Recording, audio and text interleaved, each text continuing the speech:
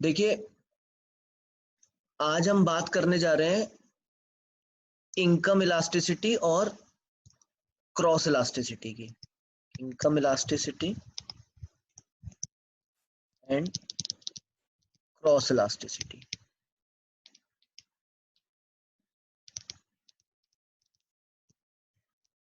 इसमें पहला पॉइंट हम स्टार्ट करेंगे इनकम इलास्टिसिटी। इनकम इलास्टिसिटी को हम डिनोट करते हैं ई वाई। वाई का मतलब होता है यील्ड। यील्ड मतलब रिटर्न्स। तो इनकम बोल दीजिए या यील्ड बोल दीजिए, फाइनेंस में यील्ड टर्म बहुत यूज की जाती है, तो इसलिए ई वाई शो किया जाता है, ई आई नहीं किया जाता। जैसे price elasticity is shown as E P, income elasticity shown as E Y. E Y क्या कहता है? कहता है कि हमें रेस्पॉन्स जानना है इनकम में चेंज होने से गुड्स की डिमांड में क्या चेंज आएगा। तो यानी परसेंटेज चेंज इन डिमांड, ना कि क्वांटिटी डिमांड। बिकॉज इस बार हम किसके रिलेशन में ले रहे हैं? इनकम। क्वांटिटी डिमांड वर्ड हम कब यूज करते हैं? जब प्राइस के रिलेशन में लेते हैं। तो percentage change in demand upon percentage change in income. Income में चेंज होने से डिमांड पर कितना चेंज आएगा। Being businessman, sir business economics में इसकी क्या जरूरत है? मैंने आपको बताया था आप कंज्यूमर नहीं है, आप सारे बिजनेसमैन है। तो बीइंग बिजनेसमैन इसकी क्या जरूरत आती है हमारे पास? अब जैसे पावनी जैन ज्वाइन, जैसे इस समय लॉकडाउन चल रहा है, तो अब बहुत सारे बिजनेसमैन को ये समझ में आता है कि यार लोगों की अब इनकम कम हो जाएगी। इनकम कम हो जाएगी तो उनकी डिमांड पर क्या इफेक्ट आएगा, हर एक को ये बात अंडरस्टैंड करनी चाहिए। और अगर उसको लगता है कि यार मेरा प्रोडक्ट बहुत ज्यादा इनकम इलास्टिक है, यानी इनकम कम होने से मेरी डिमांड बहुत ज्यादा गिर जाएगी। इलास्टिक का मतलब ज्यादा चेंज होगा, यानी इनकम बढ़ने पे ज्यादा लोग मेरा प्रोडक्ट खरीदते हैं और इनकम घटते ही मेरे प्रोडक्ट को छोड़ देते हैं। ऐसा कौन से गुड्स होते हैं? जैसे लग्जरी आइटम्स होते हैं, जैसे घूमना फिरना है। घूमना फिरना तो चलो कोविड की वजह से लोग अवॉइड करेंगे, वैसे अगर देखा जाए तो फॉरेन टूर्स या ये लग्जरी आइटम्स, ये बड़े होटल्स में ठहरना, ये सब कब करते हैं लोग? जब उनके पास इनकम बहुत ज्यादा होती है। इनकम कम होती है इन्हें छोड़ देते हैं। तो अगर मैं बिजनेसमैन हूँ, मुझे साफ दिखता है कि यार मेरे प्रोडक्ट की लाइन ऐसी है जो इनकम इलास्टिक है। इनकम में जैसी बढ़ोतरी होती है मेरा गुड्स का डिमांड बहुत ज्यादा बढ़ जाता है, इनकम जैसी कम होती है मेरे गुड्स की डिमांड कम हो जाती है। तो जैसे ही अब ये लॉकडाउन चल रहा है, मुझे साफ समझ में आ रहा है लोगों की इनकम कम हो रही है। जब लोगों की इनकम कम हो रही है तो मेरे प्रोडक्ट की डिमांड क्या हो जाएगी? अगर इनकम इलास्टिक है मेरे प्रोडक्ट की, आरुषि दीक्षित या इशिता, कोई भी जना बताए। तो कम होगी तो कम हो जाएगी, तो कम हो जाएगी। तो अब एज ए कम हो बिजनेसमैन मैं जाएगी क्या सर। करूं? ऐसे बिजनेसमैन मैं क्या करूं? मैं बस भगवान के सामने बैठ के प्रार्थना करता रहूं कि भगवान कुछ मेरा रक्षा करना, या मैं अपना प्रोडक्ट डाइवर्सिफिकेशन कर लूं? Product diversification. मैं आपको एग्जांपल बताता हूं, मेरे बहुत सारे इस समय क्लाइंट्स हैं जिन्होंने सैनिटाइजर बनाने शुरू कर दिए, उसके लाइसेंस ले लिए। हमने कहा क्या मतलब, आप तो मेंथा बनाते थे, आप तो एक्सपोर्टर थे, ये क्या हो गया? बोले देखो ऐसा है, अब हमारा मेंथा ये सारी चीजें इनकम इलास्टिक प्रोडक्ट है। या जो एक्सपोर्टर्स हैं बोले ब्रास की चीजें इनकम इलास्टिक है, जब पूरा ऑल ओवर वर्ल्ड इनकम नहीं होगी तो लोग ब्रास प्रोडक्ट्स नहीं खरीदेंगे। तो ऐसे में हाथ ना धरने की जगह उन्होंने क्या करा, अपना प्रोडक्ट डाइवर्सिफिकेशन कर दिया, सैनिटाइजर कर दिया। अब सैनिटाइजर लोगों की इनकम कम होगी तो आगे आने वाले समय में लोग सैनिटाइजर कम यूज करेंगे या करते रहेंगे? करते रहेंगे। अब तो ये बेसिक एसेंशियल हो गया है। अब तो आप स्टूडेंट्स प्राइड भी आएंगे तो हमें एक बंदा रखना पड़ेगा जो आप हाथ यूं करेंगे वो आप पे छिड़काव करेगा, आप आगे जाते जाएंगे, एक एक बच्चा, हो सकता है ऐसा कुछ करना पड़े। तो इसका मतलब बिजनेसमैन को ये अंडरस्टैंडिंग बनानी पड़ेगी कि उसका प्रोडक्ट इनकम इलास्टिक है या नहीं। और अगर इनकम इलास्टिक है तो लोगों की इनकम में चेंज होने से उसके गुड्स पे अगर फर्क आ रहा है तो उसे अपने प्रोडक्ट डाइवर्सिफिकेशन डिसीजन अकॉर्डिंगली करने चाहिए। तो मैंने रिसेंट जोड़ दिया आपको, पिछले साल में पढ़ा रहा हूँ तो हो सकता है कुछ और एग्जाम्पल, जो मैंने रिसेंट जोड़ दिया। तो अब आप बताइए क्या ये बिजनेस इकोनॉमिक्स में होना चाहिए या नहीं होना चाहिए income elastic? That is a very essential thing, और आज की डेट में तो चल ही रहा है ना। अच्छा, अब जो ये फार्मास्यूटिकल्स वाले हैं, इनको अपना प्रोडक्ट लाइन चेंज करनी चाहिए या नहीं करनी चाहिए? नहीं करनी चाहिए। नहीं करनी चाहिए। क्योंकि ये कह रहे हैं इनकम हो या ना हो भैया हमारे प्रोडक्ट तो बिकेंगे और ज्यादा बिकेंगे। इस समय हर आदमी डरा हुआ है अंदर से, छींक आ जाएगी, खांसी आ जाएगी तो परेशान हो जाएंगे सारे लोग, आस पड़ोस तक परेशान हो जाएगा, हिल जाएगा सब कुछ। तो फार्मास्यूटिकल तो बिकेगा ही बिकेगा, तो उनका प्रोडक्ट इनकम इलास्टिक नहीं है, इसलिए उन्हें इनकम के गिरने विरने से कोई फर्क नहीं पड़ता। तो इनकम इलास्टिसिटी हर बिजनेसमैन निगाह रखता है, वो कहता है अगर बिजनेस साइकिल्स चेंज होंगी, यानी लोगों की इनकम में उतार चढ़ाव होंगे, तो हमें अपने प्रोडक्ट पे डिसीजन लेने हैं। Now I start, right. तो इनकम इलास्टिसिटी का लॉजिक समझ में आ गया होगा, बिजनेस इकोनॉमिक्स में भी समझ में आ गया होगा। तो यहाँ क्वांटिटी डिमांडेड यूज नहीं करेंगे, सिर्फ डिमांड यूज करेंगे। इसका हम एक लेक्चर आपके साथ लाइव ले चुके हैं, upon percentage change in income. यहाँ बेटे आर्क इलास्टिसिटी भी लग सकता है, पॉइंट इलास्टिसिटी भी लग सकता है, लेकिन स्टडी ने सिर्फ पॉइंट इलास्टिसिटी दिया है। तो इसका फॉर्मूला बनता है delta Q upon Q into Y upon delta Y. Y mean समझ गए ना, वाई मीन्स इनकम। ये तो मैंने आपको मेरे ख्याल से कॉन्सेप्ट अच्छे से समझा ही दिया था पॉइंट और आर्क का। तो अगर उसने आर्क पूछा तो बात अलग है, अदरवाइज स्टडी ने सिर्फ पॉइंट के बारे में दिया है। डेल्टा क्यू समझ गए, चेंज इन क्वांटिटी है, क्यू बेसिक क्वांटिटी है, वाई बेसिक इनकम है, और delta Y change in income. आगे एक नोट लिखेंगे। देखिए प्राइस इलास्टिसिटी पढ़ाते हुए मैंने आपको बोला कि निगेटिव साइंस को इग्नोर कर दीजिए, बिकॉज ऑलवेज निगेटिव होगा, प्राइस बढ़ेगा डिमांड घटेगी, तो आंसर इज ऑलवेज निगेटिव, इसलिए निगेटिव साइन को हमें इग्नोर कर देना चाहिए।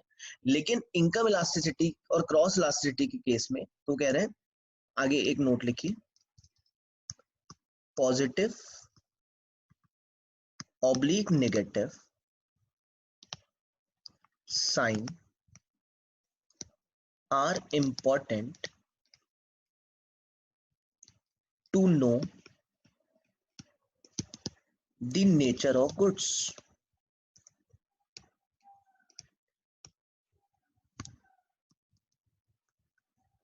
मतलब बच्चों जब इनकम इलास्टिसिटी आए तो इलास्टिसिटी तो ऐसे निकल आएगी, लेकिन इसके अलावा अगर आपको जानना है कि नेचर ऑफ गुड्स कैसा है, लग्जरी है, नेसेसरी है, या नॉर्मल है, या इंफीरियर है, तो आपको पॉजिटिव ऑब्लिक नेगेटिव साइन पर भी ध्यान देना पड़ेगा। मतलब यहाँ एक नोट लिखें, यहाँ लिखें, एक तरफ लिखें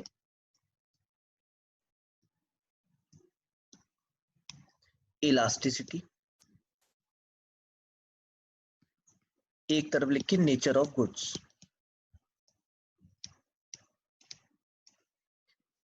इलास्टिसिटी लिखें इफ पॉजिटिव, इफ निगेटिव लिखें सबसे पहले, इफ निगेटिव। निगेटिव कब आएगा? जब एक प्लस हो एक माइनस हो, यानी इनकम बढ़ेगी और डिमांड घटेगी, या इनकम घटेगी और डिमांड बढ़ेगी। तो आपको मालूम है inverse relationship plus minus equals to minus होगा, ऊपर प्लस है नीचे माइनस है। आप देखो ना फॉर्मूला देखो, परसेंटेज चेंज इन डिमांड, मान लीजिए डिमांड बढ़ गई और इनकम घट गई तो आंसर इज निगेटिव, या इनकम बढ़ी तो डिमांड घट गई तो आंसर इज निगेटिव। तो अगर ऐसा निगेटिव आंसर आता है तो हम समझ जाएंगे हमारा नेचर ऑफ गुड्स है इंफीरियर। प्राइस इलास्टिसिटी के केस में हमेशा निगेटिव आता है, उसके लिए गुड्स का नेचर जानने की जरूरत नहीं है। इनकम इलास्टिसिटी में पॉजिटिव और निगेटिव साइंस को ध्यान रखना पड़ेगा। सेकंड, इफ पॉजिटिव, अगर आंसर पॉजिटिव आता है तो हमें समझना पड़ेगा ग्रेटर देन 1 आता है,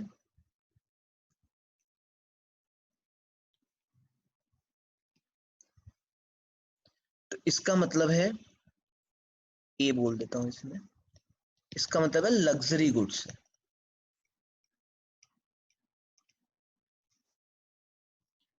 बी इक्वल्स टू 1 आता है तो इसको बोलेंगे नॉर्मल गुड्स है, और सी लेस देन 1 आता है तो हम बोलेंगे नेसेसरी गुड्स है। अभी समझाता हूं मैं आपको, पहले आप नोट कर लीजिए।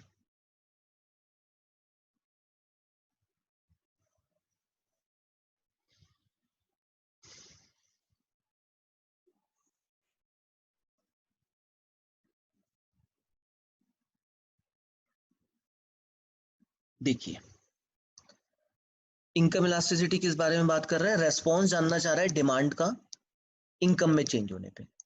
रिलेशंस मैंने बता दिए कि बिजनेसमैन के लिए बहुत जरूरी है। बिजनेस साइकिल्स आते रहते हैं। बिजनेस साइकिल का मतलब होता है कभी उतार कभी चढ़ाव, है ना। मतलब लाइफ में जो है या बिजनेस में क्या होता है, कभी बहुत अपसाइड होती है, कभी डाउन साइड होती है, तो लोगों की इनकम्स चेंज होती रहती हैं। तो ऐसे में हमारे गुड्स की डिमांड पर क्या फर्क पड़ेगा, वो है इलास्टिसिटी, इनकम इलास्टिसिटी। और इसके बेसिस पे बिजनेसमैन डिसीजन लेंगे क्या उन्हें उस प्रोडक्ट में बने रहना चाहिए, डाइवर्सिफाई करना चाहिए।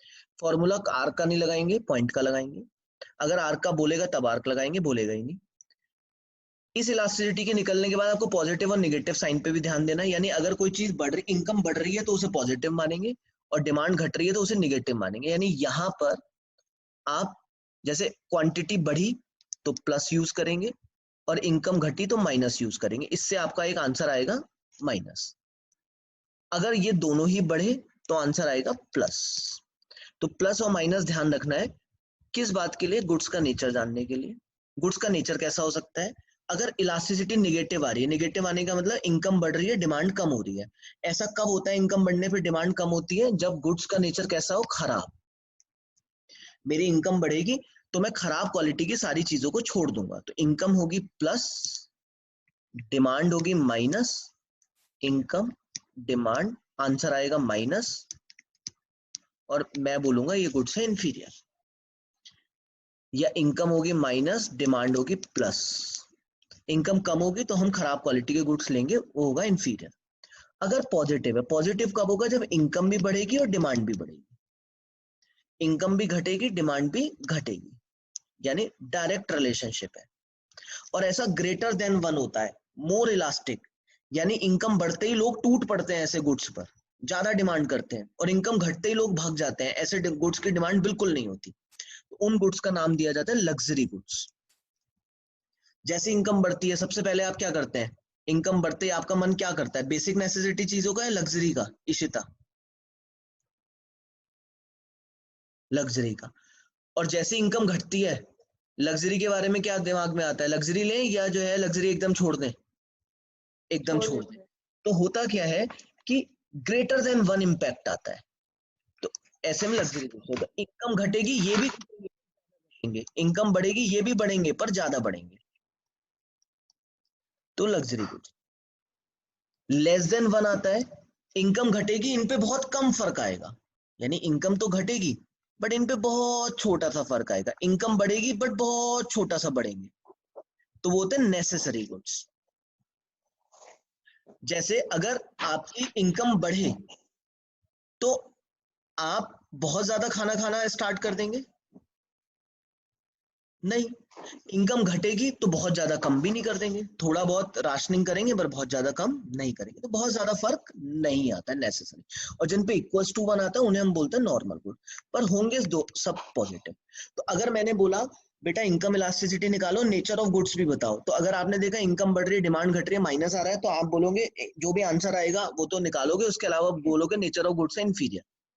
और अगर दोनों बढ़ रहे हैं तो आपको आंसर में देखना पड़ेगा मोर देन वन आ रहा है, तो आपको बोलना पड़ेगा goods is luxury, equals to one normal, और लेस देन वन नेसेसरी। इसको बिजनेसमैन इन तीनों को इसके रिलेशनशिप में एक्सप्लेन करता है, ना कि डिक्शनरी के बेसिस पे। जैसे सैनिटाइजर आज से 1 साल पहले नेसेसरी गुड्स था या नहीं, ये बताइए, आज से 4 महीने पहले। No sir. नहीं नो था। सर। आज की डेट में क्या लगता है सैनिटाइजर नेसेसरी गुड। नेसेसरी है सर। इनकम घट गई, हमने कहा सैनिटाइजर छोड़ो, ऐसा तो नहीं है। तो क्या हो गया, नो सर। बिजनेसमैन इन चीजों को देखकर डिसीजन लेता है। वो कहता है ये नहीं कि मैं लोगों के रिव्यू लूंगा कि यार ये नेसेसरी है या नहीं है, तो वो समझ जाएगा। अब जैसे इस समय लोगों की इनकम घट रही है, तो एक्सपोर्टर्स ने सैनिटाइजर बनाने का लाइसेंस सही लिया या गलत लिया? उसे पता है अब लोगों की इनकम घट रही है। अच्छा, वो ब्रास का एक्सपोर्टर है, बड़े बढ़िया बढ़िया मूर्तियां बनाता है, गणेश जी की, शिव जी की, और जो भी और लोगों की हैं उनकी बनाता है।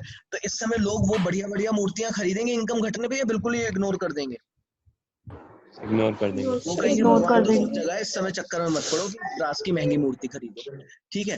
अच्छा, तो ऐसे में एक्सपोर्टर का बिजनेस बहुत डाउन होगा, यानी ग्रेटर देन वन इम्पैक्ट आएगा उसके ऊपर। लोगों की इनकम घटेगी, उसकी डिमांड बहुत ज्यादा घटेगी। तो ऐसे में क्या करे, आप बैठा रहे और देखता रहे अपने आप को खत्म होते हुए, या वो इमीडिएटली अपना धंधा चेंज कर दे? डाइवर्सिफिकेशन के साथ। डाइवर्सिफिकेशन। तो वो कौन सा धंधा ढूंढेगा जहां पर इनकम के गिरने का कोई खास फर्क ना आए। नहीं पड़ता। तो ऐसे में वो नेसेसरी बनाएगा। अब वो कोई किराने की दुकान थोड़ी ना खोल लेगा, तो वो कहेगा कि भैया ऐसा है कि मैं उन गुड्स को देखता हूं जिन पे कम इफेक्ट आएगा, मेरी नजर में उन्हें नेसेसरी बोलेंगे। आम भाषा में नेसेसरी जानने की जरूरत नहीं है मुझे, मुझे उनको नेसेसरी बोलूंगा मैं जिन पे इफेक्ट कम आएगा। ठीक है, और वो उन्होंने सैनिटाइजर का, ये मेरे सामने हुआ इसलिए मैंने आपको बता दिया। जिसे देखो वो सैनिटाइजर बना रहा है, N95 मास्क इम्पोर्ट कर रहा है चाइना से। मेरे अपने क्लाइंट्स, आपको पता ही है कि मेरे पास तो रेगुलर क्लाइंट्स रहते हैं, तो मुझे फीडबैक मिलता रहता है, उसको मैंने शेयर कर। राइट बच्चों, तो ये हमें समझना पड़ेगा, यानी positive and negative signs both are very very very important to know the nature of goods. ठीक है जी, यस, क्वेरी, जिसको क्वेरी है वो पूछ लीजिए फटाफट।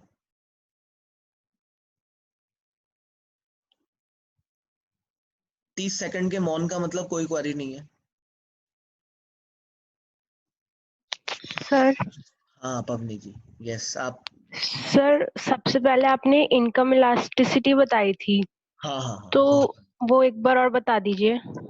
अच्छा, आप लेट आई थी। अरे तो मैं तो इतनी हाँ। देर से वही बता रहा था। इनकम इलास्टिसिटी का मतलब होता है कि क्वांटिटी पर क्या फर्क पड़ेगा, डिमांड पर क्या फर्क पड़ेगा इनकम में चेंज होने से। लोगों की अगर इनकम चेंज होंगी तो डिमांड पर क्या इफेक्ट आएगा।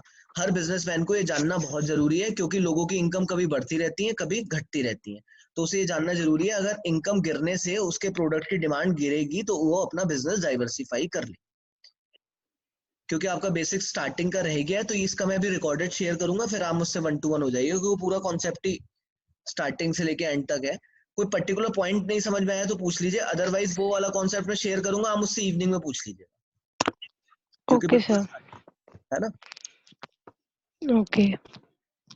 स्टार्टिंग क्लास छूटने की वजह से गड़बड़ हो सकता है। कोई बात नहीं, आप घबराइएगा मत, इवनिंग में बता दूंगा मैं आपको, एक बार रिकॉर्डेड शेयर करूंगा। Now okay sir. अब आ जाइए क्रॉस इलास्टिसिटी। इसको हम बोलते हैं EXY। एक्स मतलब एक गुड्स, वाई मतलब दूसरा गुड्स। इसका मतलब होता है response in change of demand, या ऐसे करिए एक minute, change in demand, change in demand in response to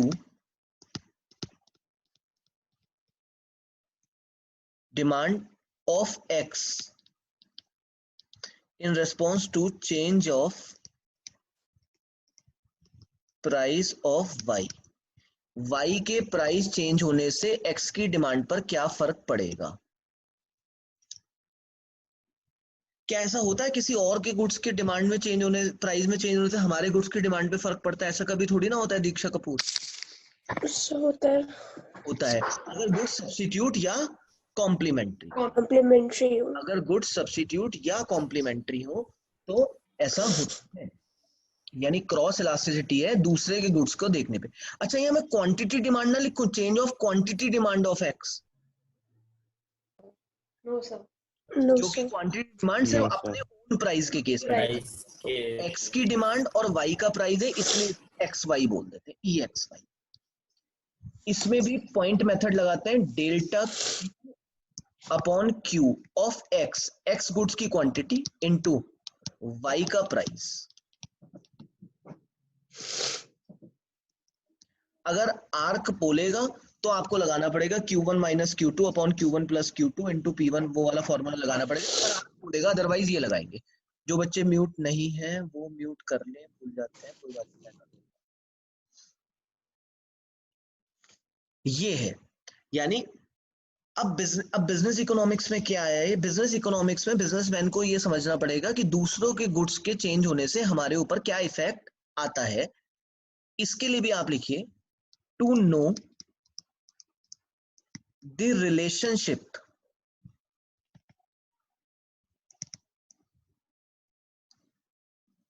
positive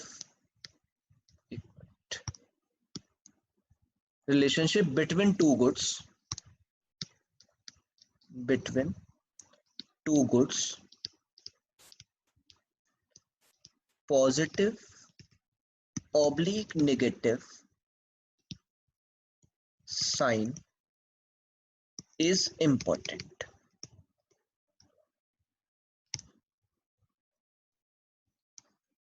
हमें ये जानना है रिलेशनशिप क्या है दोनों गुड्स का, इसलिए हमें ये जो इलास्टिसिटी आई है इसमें देखना पड़ेगा प्लस में आई है या माइनस में। सर मतलब बेटे रिलेशनशिप दो तरीके के हो सकते हैं ना, या तो सब्स्टिट्यूट होगा या कॉम्प्लीमेंट्री होगा। सब्स्टिट्यूट में क्या होता है, जैसे चाय और कॉफी का एग्जांपल था, चाय का प्राइस बढ़ता है तो कॉफी की डिमांड, चाय का प्राइस बढ़ता है तो कॉफी की डिमांड भी बढ़ती है। तो बढ़ जाती है। तो ऐसी कंडीशन में क्या होगा, ये भी क्वांटिटी भी प्लस में चेंज होगी और प्राइस भी प्लस में चेंज होगा, तो आंसर प्लस में आएगा। तो जब प्लस में आएगा तो मैं समझ जाऊंगा, पॉजिटिव आते के साथ ही मैं समझ जाऊंगा कि ये कौन से गुड्स हैं, सब्स्टिट्यूट। या चाय का प्राइस गिरेगा तो कॉफी की डिमांड भी गिरेगी, तो माइनस माइनस भी प्लस हो जाएंगे, तो मैं समझ जाऊंगा सब्स्टिट्यूट। लेकिन अगर पेट्रोल या कार का एग्जाम्पल लें, फ्यूल या कार का, फ्यूल का प्राइस बढ़ेगा तो कार की डिमांड घटेगी, तो एक माइनस में होगा एक प्लस में होगा, तो आंसर माइनस में आएगा। तो हम समझ जाएंगे कि फ्यूल और कार के बीच में जो रिलेशनशिप है नेगेटिव आते के साथ ही वो हम समझ जाएंगे कॉम्प्लीमेंट्री। सर हमें इतने निकालने की जरूरत ही नहीं, एग्जाम में जैसे फ्यूल और कार लिखा होगा हम फट से लिख देंगे कॉम्प्लीमेंट्री। वो इतने बड़े बेवकूफ है ही नहीं आईसीआई वाले, वो कहेंगे प्रोडक्ट एक्स का प्राइस बढ़ा और वाई की डिमांड गिरी। अब आप बताओ एक्स और वाई का रिलेशनशिप क्या है। They are not going to say कि फ्यूल और कार, वो तो आप जानते ही हैं, वो क्या बोलेंगे कि भाई एक्स का प्राइस बढ़ा और वाई की डिमांड गिर गई। तो आप देखेंगे एक्स का प्राइस बढ़ रहा है एक की डिमांड घट रही है, इसका मतलब माइनस में आंसर आ रहा है, और माइनस में आंसर आ रहा है, नेगेटिव आंसर आ रहा है, तो वो क्या हो गया कॉम्प्लीमेंट्री। इसलिए लिखिए एक तरफ इलास्टिसिटी और एक तरफ लिखिए रिलेशनशिप।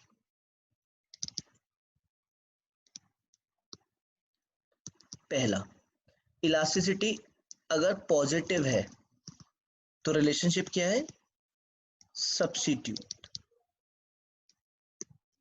अच्छा निगेटिव है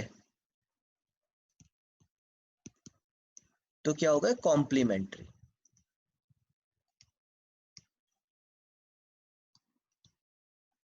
समझ में आया। अभी क्वेश्चंस भी करेंगे।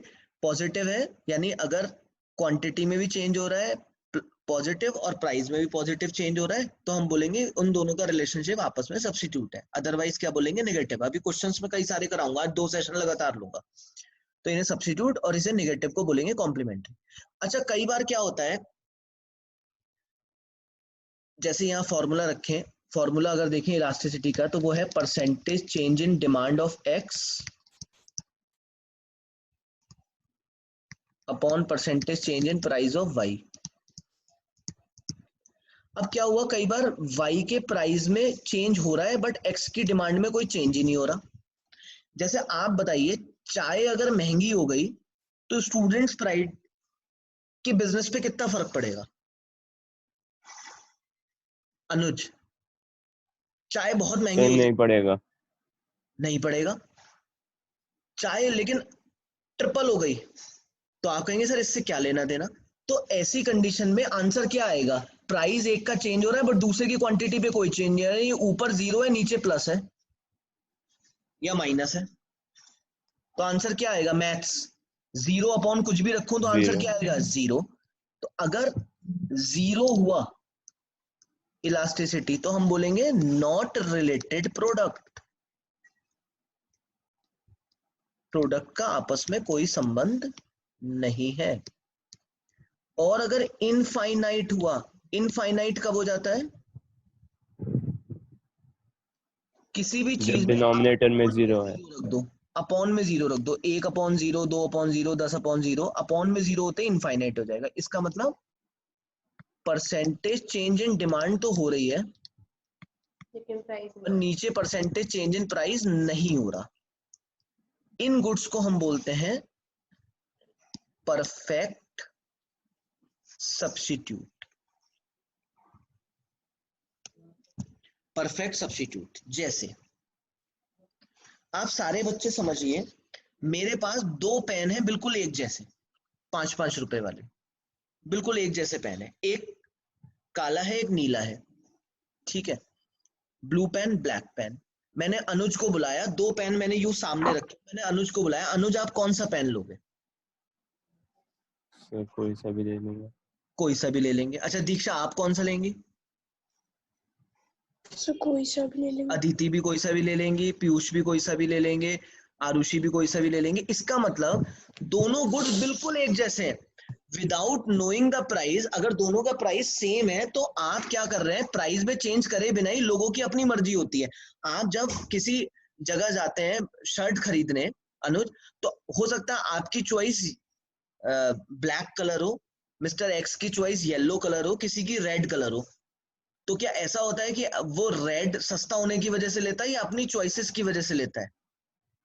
अपनी चॉइस की सर वजह अपनी से। चॉइस की वजह से। दोनों शर्ट्स, तीनों शर्ट्स, चारों शर्ट्स, पांचों शर्ट्स आर परफेक्ट सब्स्टिट्यूट, बिल्कुल एक जैसी हैं, बट लोगों का माइंडसेट अलग है। उनमें क्वालिटी में, उनमें कोई भी जो उनमें धागा लगा है, उनमें जो स्टिचिंग हुई है, उनमें कहीं कोई डिफरेंस नहीं है। Both are perfect substitute.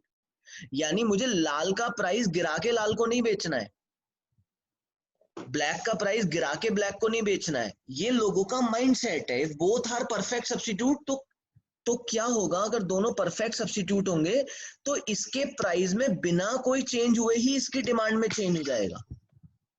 इसके प्राइस में बिना कोई चेंज हुए इसकी डिमांड में चेंज हो जाएगा। ये जब दोनों एक जैसे हैं, बिल्कुल क्वालिटी एक जैसी है, तो किसी को ये पसंद आएगा, किसी को कोई और पसंद आएगा, तो प्राइस में चेंज नहीं होता है ऐसी कंडीशन में, और डिमांड चेंज होती रहती है। तो इन्हें हम बोलते हैं परफेक्ट सब्स्टिट्यूट।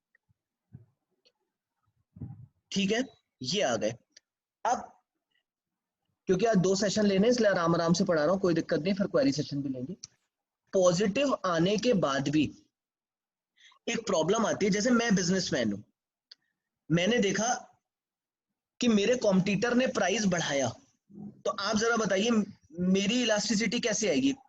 Positive negative? मेरे कॉम्पिटिटर ने प्राइस बढ़ाया, अनुज कटारिया, पॉजिटिव। पॉजिटिव आएगी। प्राइस बढ़ाया, मेरे कॉम्पिटिटर ने प्राइस बढ़ाया, प्राइस ऑफ एक्स और क्वांटिटी ऑफ स्टूडेंट्स प्राइस, जैसे उसने प्राइस बढ़ाया मेरी डिमांड बढ़ गई, तो इसका मतलब पॉजिटिव है। यहां पर भी मुझे देखना पड़ेगा ये पॉजिटिविटी कितनी है, यानी नेचर ऑफ इलास्टिसिटी क्या है। सर ऐसा क्यों देखना पड़ेगा? देखिए इलास्टिसिटी अगर पॉजिटिव है तो उसके बाद भी एक बात समझिए, ये पॉजिटिव मान लीजिए 0.8 है या ये 2.8 है, यानी positive but inelastic, positive but elastic. Are you getting my point? मेरे कॉम्पिटिटर ने प्राइस बढ़ाया, मेरी डिमांड बढ़ेगी, बट बहुत ज्यादा नहीं बढ़ी, बढ़ेगी, प्लस में है, बट डिमांड बहुत ज्यादा नहीं बढ़ी, तो that is known as inelastic. मेरे कॉम्पिटिटर ने प्राइस बढ़ाया, मेरी डिमांड बहुत ज्यादा बढ़ गई, बहुत ज्यादा, टूट पड़े लोग मुझ पे, दैट इज इलास्टिक। इससे क्या शिक्षा मिलती है? इससे क्या शिक्षा मिलती है सीता जी? बीइंग बिजनेसमैन, आप लोग अपने आप को एंटरप्रेन्योर मानिए।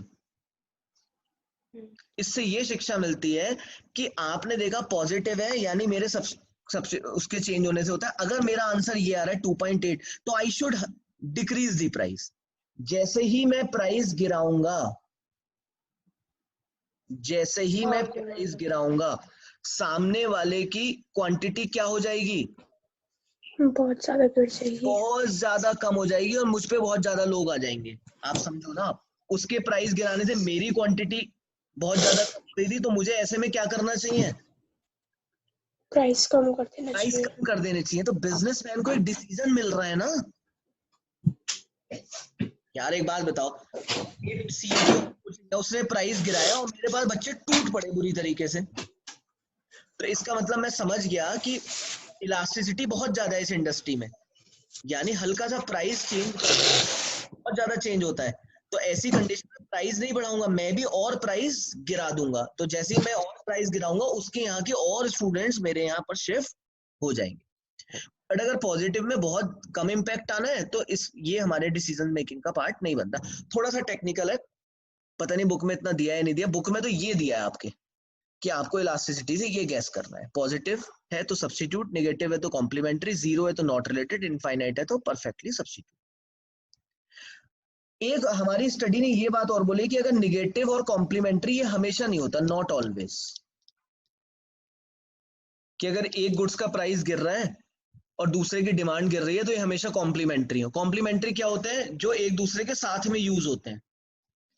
क्या स्टडी ये बात सही कह रही है? जरा अब आप देखिए, रेंट इंक्रीज हो गए, या ऐसे मत समझिए, ऐसे समझिए, बेसिक नेसेसिटी गुड्स इंक्रीज हो गए, इनके प्राइसेस।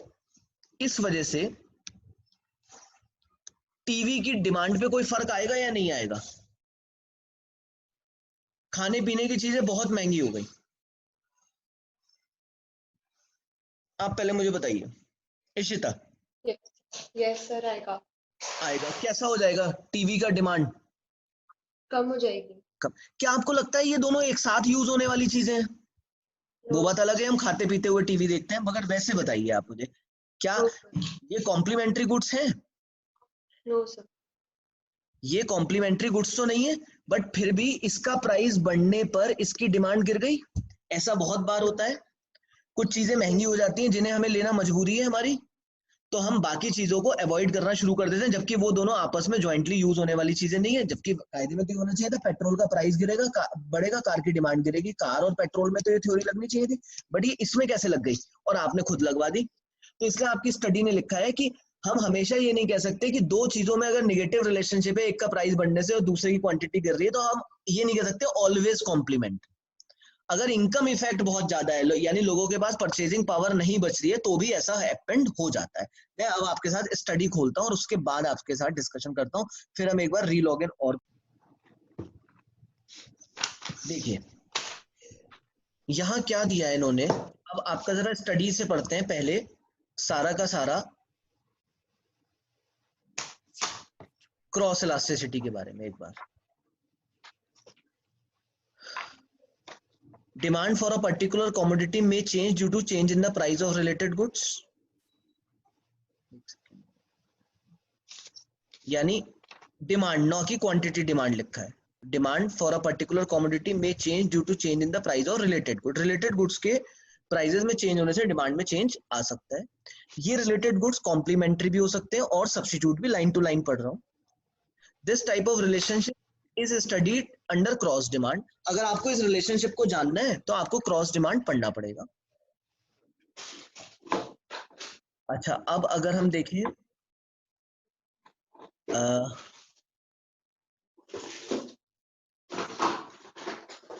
अब यहां पर अगर आ जाए सब्स्टिट्यूट प्रोडक्ट के केस में क्या होगा? In the case of substitute commodity the cross demand curve slopes upward. Positive होगा, सब्स्टिट्यूट में हमेशा पॉजिटिव होगा। प्राइस बढ़ेगा चाय का, डिमांड बढ़ेगी कॉफी की। ठीक है, प्राइस घटेगा चाय का, डिमांड घटेगी कॉफी की। तो दोनों में डायरेक्ट रिलेशनशिप होगा, इसलिए ग्राफ बनेगा अपवर्ड। ग्राफ तो पक्का बन जाएगा क्योंकि दोनों को न्यूमेरिकल फिगर्स में लिख सकते हैं। ठीक, तो यहाँ पे कह रहे हैं showing that more quantity of a commodity will be demanded whenever there is a rise in price of substitute. Substitute का प्राइस बढ़ेगा। फिर चाय और कॉफी के बारे में बात कह दी इन्होंने। कॉम्प्लीमेंट्री के लिए कह रहे हैं in case of complementary goods change in price of goods will have an opposite reaction. Petrol का प्राइस बढ़ता है, कार की डिमांड गिर जाती है। डीजल का प्राइस बढ़ता है, डीजल कार की डिमांड गिर जाती है। तो it is always inverse relationship. इनका आपस में एक इनवर्स रिलेशनशिप होता है। कोई बच्चे ऐड होना चाह रहे हैं? ठीक है, अब यहां पर क्या कह रहे हैं? इनवर्स रिलेशनशिप होता है। पेट्रोल और उस पर ही आ गए। अब इनवर्स रिलेशनशिप होता है तो ग्राफ बनेगा डाउनवर्ड। यहां तक तो बहुत सिंपल है। फॉर्मूला लगाया इन्होंने, delta Q of X upon Q of x into करेंगे तो रिवर्स हो जाएगा पी वाई अपॉन, ये सब इन्होंने बिल्कुल वैसे लगा दिया। अब जरा नीचे देखिए ये सब स्टैंड्स के बाद। If two goods are perfect substitute, perfect substitute है, तो क्या मुझे दोनों का क्वालिटी बिल्कुल सेम है? तो क्या मुझे प्राइस में चेंज होने पे लेना है या सबको अपनी अपनी प्रेफरेंस के बेसिस पे लेना है? तो अपनी अपनी प्रेफरेंस के बेसिस पे, किसी को रेड शर्ट पसंद आएगी, किसी को ब्लैक शर्ट पसंद आएगी, तो प्राइस के चेंज की कोई नीड नहीं है। यानी अपॉन में 0, प्राइस बिना चेंज हुए भी दूसरे की डिमांड चेंज हो रही है। तो if two goods are perfect substitute, मार्क कर लीजिएगा, the cross elasticity between them is infinite. यहाँ से क्वेश्चन अराइज होगा कि अगर क्रॉस इलास्टिसिटी इनफाइनाइट है तो वो दोनों गुड्स कैसे हैं? Greater the cross elasticity the closer the substitute. This is the most important point. अब अगर पॉजिटिव आ रही है और 0.8 आ रही है या 1.2 आ रही है, 2.8 आ रही है, जितना इलास्टिसिटी मेरी बढ़ती जाएगी इसका मतलब सामने वाला उतना ही मेरा क्लोज सब्स्टिट्यूट है। और जरा सा भी प्राइस चेंज होगा तो आदमी को दूसरी क्वांटिटी लेने में कोई दिक्कत नहीं होगी। जैसे आप मेरी बात समझिए, ऐसे समझिए कि 2 सीए की कोचिंग है, फॉर एग्जाम्पल बोल रहा हूं, ये बिल्कुल सच्चाई नहीं है, इस बात में बिल्कुल सच्चाई नहीं है, फिर भी सुनिए। 2 सीए की कोचिंग है, दोनों की क्वालिटी ऑलमोस्ट सेम है, बिल्कुल सच्चाई नहीं है इस बात में, मान लेते हैं, ठीक है, कि दोनों की क्वालिटी बिल्कुल सेम है या ऑलमोस्ट सेम है। अब एक ने हल्के से 500 रुपए बढ़ा दिए, जरा सा चेंज करा। बताइए स्टूडेंट्स 500 रुपए के उस बढ़ावे को सहेंगे या चेंज कर देंगे? मतलब फिर भी पढ़ेंगे या चेंज कर देंगे? जरा सा बढ़ाया है, 25,000 में 500 रुपए, कुछ भी कोई खास नहीं है, फिर भी बच्चे पढ़ेंगे हमारे यहाँ या अब सब भाग जाएंगे? आदमी कहेगा मुझे जरा से चेंज को भी मैं क्यों दूं, गौरव सर को एक्स्ट्रा क्यों दूं, जब मुझे सेम क्वालिटी, सेम सारी चीजें कम दामों में मिल रही हैं, तो मैं यहां पर ज्यादा पैसे क्यों लगाऊं? तो जरा सा प्राइस चेंज होते ही आदमी दूसरी तरफ भाग जाएगा। इसका मतलब that person is close substitute. यानी प्राइस में जरा सा चेंज होगा, क्वांटिटी बहुत ज्यादा चेंज हो जाएगी। अच्छा, सीए की कोचिंग 2 है, यानी सब्स्टिट्यूट्स तो हैं 2, बट क्वालिटी डिफर है। मैंने 500 रुपए बढ़ाए, what you are going to do? क्या करेंगे? कुछ नहीं, कुछ भी फिर नहीं। जिसकी बेटर क्वालिटी होगी उसके पास रिमेन करेंगे, है ना? तो आप मेरे पास रिमेन करेंगे, इसका मतलब आप मानते हैं मेरी क्वालिटी बेटर होगी, ठीक है, तो आप जो है मेरे पास रिटेन करेंगे और एक आध बच्चा कुछ तो होते ही हैं वो चले जाएंगे, यानी कोई बहुत ज्यादा फर्क नहीं आएगा। तो दैट मींस सामने वाली coaching is not close substitute. Substitute तो है बट उसमें मेरी जैसी क्वालिटीज नहीं है। तो प्लीज यहाँ ये समझ लीजिए कि 1 से ज्यादा आएगा और ज्यादा आएगा और ज्यादा आएगा, आप क्लोज होते जा रहे हैं, क्लोज सब्स्टिट्यूट है। अगर गुड्स क्लोज सब्स्टिट्यूट है तो गलती मत करिएगा प्राइस चेंज करने की, सब भाग जाएंगे। और अगर क्लोज सब्स्टिट्यूट नहीं है तो अपनी मर्जी के प्राइस रख लीजिए। आगे चलिए। If two goods are totally unrelated, जैसे चाय का प्राइस बढ़ा, स्टूडेंट्स फ्राइड की कोचिंग पे कोई फर्क नहीं पड़ा, तो 0। If two goods are substitute like tea and coffee, the cross elasticity is positive. This is in response to rise in price of one good, demand other goods की बढ़ेगी. On the other hand, when two goods are complementary to each other, the cross elasticity between them is negative, so that a rise in the price of one leads to fall in the quantity demanded of other. Higher the negative cross elasticity, higher will be extent of complementary. यानी जितना जितना हमारा cross elasticity, इस line को दोबारा पढ़िए, यहाँ disturbance हुआ कुछ. On the other hand, when two goods are complementary to each other, the cross elasticity between them is negative. तो अगर कॉम्प्लीमेंट्री है, फ्यूल का प्राइस बढ़ेगा तो कार की डिमांड गिर जाएगी. तो इससे क्या पता लग रहा है? So that a rise in the price of one, यानी फ्यूल का प्राइस अगर बढ़ेगा तो fall in quantity demanded of other. Higher the negative cross elasticity, जितना ये हायर होगी इसका मतलब दोनों उतने ही क्लोज कॉम्प्लीमेंट्री हैं, यानी दोनों एक दूसरे के बिना चल नहीं पाएंगे. However, one need not base the classification of goods on the basis of above definition. While the goods between which cross elasticity is positive can be called substitute. अगर दो के बीच में क्रॉस इलास्टिसिटी पॉजिटिव है तो substitute ही कहलाएंगे, लेकिन अगर cross elasticity negative है तो आर ऑलवेज नॉट कॉम्प्लीमेंट्री. हमेशा कॉम्प्लीमेंट्री मत बोल देना. अभी बात हुई थी कि अगर खाने पीने की चीजें महंगी हो गई तो ऐसी कंडीशन में टीवी काफी लोग नहीं खरीदेंगे, जबकि टीवी और उसका आपस में कोई कॉम्प्लीमेंट्री रिलेशनशिप नहीं है. तो कह रहे हैं दिस इज बिकॉज, ऐसा क्यों हो जाता है कि नेगेटिव कई बार कॉम्प्लीमेंट्री नहीं होते हैं? क्योंकि इनकम इफेक्ट, यानी लोगों की परचेजिंग पावर प्राइस चेंज के कारण काफी इफेक्ट हो जाती है. ये लाइन मुश्किल से समझ में आती है, मैंने इसलिए आपको बहुत क्लियर किया, अपने एग्जांपल्स दिए. लाइन टू लाइन अगर आप देखेंगे तो मैंने एक्सप्लेन कर दिया. यहाँ आप बात अपना एग्जांपल लिख सकते हैं खाने पीने और टीवी का. अब सर इसका बिजनेस इकोनॉमिक्स से क्या मतलब, आखिरी में बताते हैं। ये concept of cross elasticity is useful for a manager जिन्हें डिसीजन लेने, क्योंकि वो देखेंगे कि अगर हमें अपने सब्स्टिट्यूट के प्राइस बढ़ाने या नहीं बढ़ाने, ये अब आप पढ़ लीजिएगा, मैंने आपको एक्सप्लेन कर दिया है। यहाँ क्वेश्चन आ गया, प्राइस चाय का 30 रुपए था, क्वांटिटी 5 थी, price of 1 kg of tea is 30, at this price 5 kg of tea is demanded, if price of coffee rises from 25 से 35। ठीक है, तो यहां देखिए टी के प्राइस को तो छोड़िए, टी का प्राइस तो सेम रहा, 30 का 30 ही रहा। अब वो क्या कह रहा है, कॉफी का प्राइस 25 से 35 हो गया और डिमांड चाय की 5 kg से 8 kg हो गई, यानी कॉफी का प्राइस बढ़ा 25 से 35 और डिमांड चाय की बढ़ी 5 kg से 8 kg, दोनों बढ़े, दोनों प्लस है, तो क्या होगा, आंसर कैसा आएगा, पॉजिटिव। और पॉजिटिव आएगा तो इस चीज को हम क्या बोलेंगे, सब्स्टिट्यूट गुड्स। तो अब देखिए क्वांटिटी 5 से 8 हो गई और प्राइस 25 से 35 हो गया, आंसर प्लस में आ रहा है, देखिए एंड में लिखा है प्लस 1.5, 1.5 आ रहा है, 1 से ज्यादा आ रहा है, इसका मतलब क्लोज सब्स्टिट्यूट है। और 2.5 होता तो और क्लोज हो जाते, 3.5 हो जाता, बहुत ही क्लोज हो जाते। ठीक है, आज की डेट में भी कॉफी महंगी होती है तो लोग चाय पीने से गुरेज नहीं करते, चाय पीने में बिलीव करते हैं, क्योंकि क्लोज सब्स्टिट्यूट है। वो कहता है यार कोई फर्क नहीं पड़ रहा। लेकिन कॉफी की अगर कॉफी महंगी होती जा रही है तो आदमी ये नहीं करेगा कि पानी पिलाना शुरू कर दे, ये क्लोज सब्स्टिट्यूट नहीं है।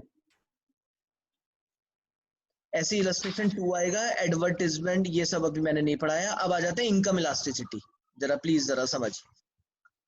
This session is very very very important, जो मैंने आज पढ़ाया है, income elasticity. Income elasticity dear, ये देखिए इनकम इलास्टिसिटी फॉर्मूला लग गया, वाई लगा दिया इन्होंने, परसेंटेज चेंज इन पावर। नहीं सुनिएगा, इनकम इलास्टिसिटी का मतलब क्या होता है, income elasticity of demand is the responsive of quantity demanded of a goods to change in the income of the consumer। Quantity demand नहीं लेना है, सिर्फ डिमांड लेना है, यहाँ गलत हो गया। तो डिमांड में क्या फर्क पड़ेगा इनकम में चेंज होने से, यहाँ देखिए फॉर्मूला लिखा है परसेंटेज चेंज इन डिमांड, फॉर्मूले में अगर देखेंगे तो सही लिखा है percentage change in demand upon percentage change in income. Income में चेंज होने से डिमांड पे क्या फर्क आता है। अब यहाँ पर अगर आप देखें,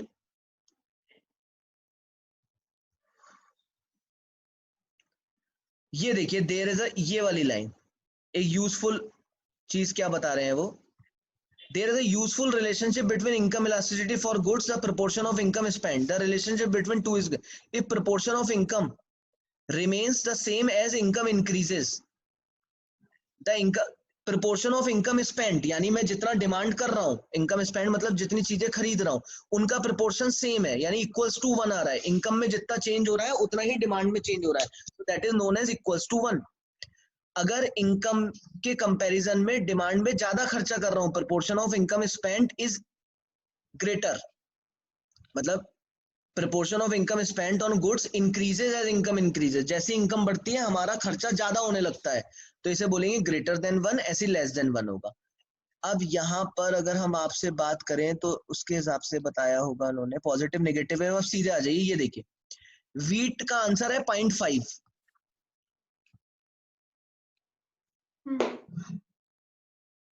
डिमांड बढ़ी 5%, इनकम बढ़ी 10%, यानी डिमांड में चेंज तो हुआ, पॉजिटिव है तो इंफीरियर गुड्स तो नहीं बोल सकते, बट 0.5 हुआ है तो ऐसे गुड्स को क्या बोलेंगे, नेसेसरी। मैंने बोला था अगर लेस देन 1 चेंज होगा तो उन गुड्स को क्या नाम देंगे हम, नेसेसरी।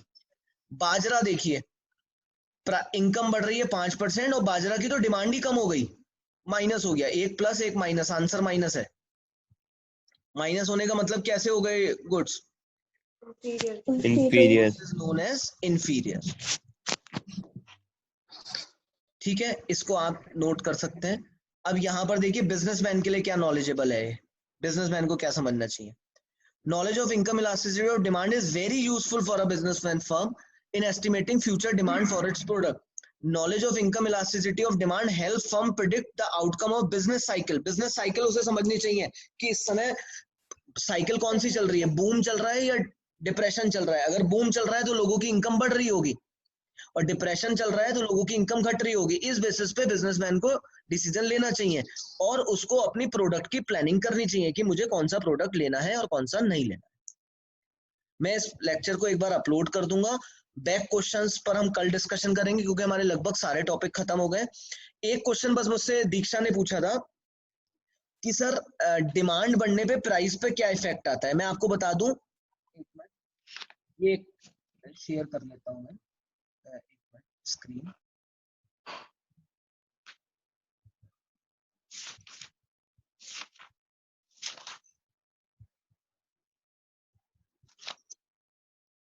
देखिए, प्राइस और डिमांड का कैसा रिलेशनशिप होता है, इनवर्स।